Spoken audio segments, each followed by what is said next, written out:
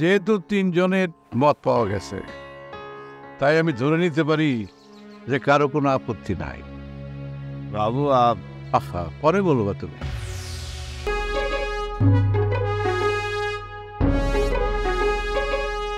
কে আমরা এখানে সবাই কেন সমবেত হয়েছি তার বিস্তারিত বিবরণ হতে দরকার।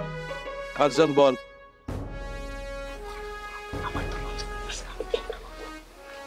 ঠিক আছে ঠিক আছে ঠিক আছে, যেহেতু এই বিষয়টার সাথে কাঞ্চন জড়িত, তাই সে কিছু বলতে মানে লজ্জা পাইতেছে, মানে শরম পাইতেছে। যাই হোক, আমি বলি, আমাদের এই গ্রামে একটা অনাকাঙ্ক্ষিত ঘটনা ঘটেছে।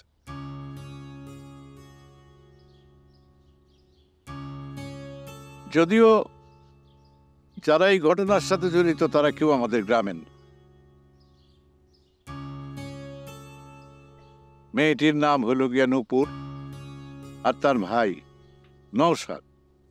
তারা এই গ্রামের কেউ না, তবুও যেহেতু ঘটনাটি এই গ্রামে উদ্ঘাটিত হয়েছে, কাজেই আমাদের দায়িত্ব আছে এই ব্যাপারে কিছু করার।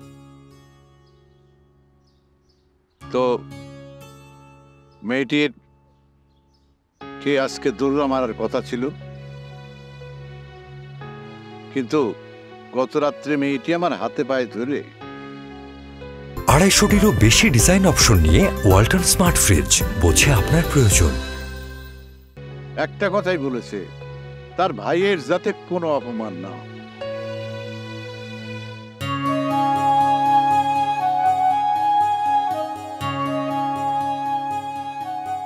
আমার অতি আদরের বোন, সেও আমার খুব ভালোবাসে। বাহ, ভালো কথা। বোন তো ভাইরে ভালোবাসবি, এটা খুবই যুক্তির কথা। কিন্তু আমি চিন্তা করে দেখেছি যে মেয়েটি গর্ভবতী কি গর্ভবতী না, এটার কোনো প্রমাণ পাওয়া যায়, কিন্তু তার গায়ে কিন্তু কলঙ্ক লেপে গেছে।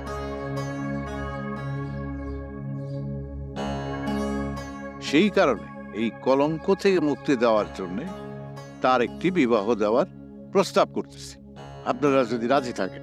কি বলেন?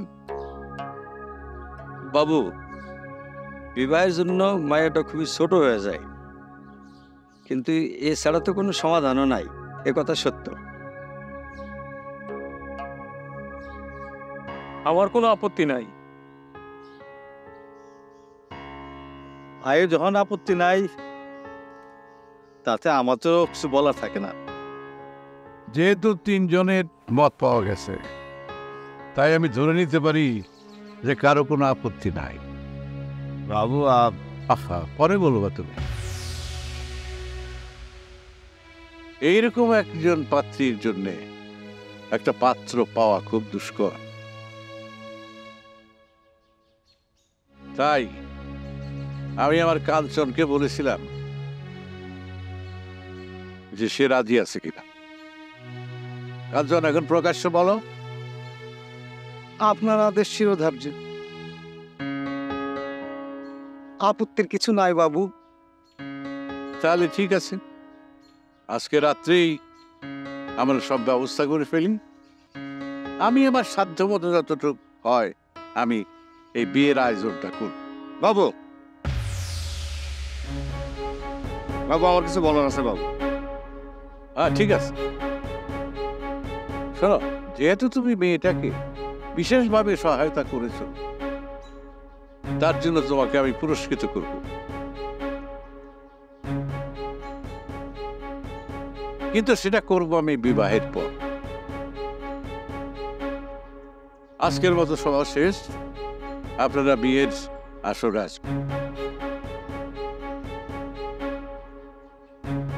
আসি। আসসালামু আলাইকুম।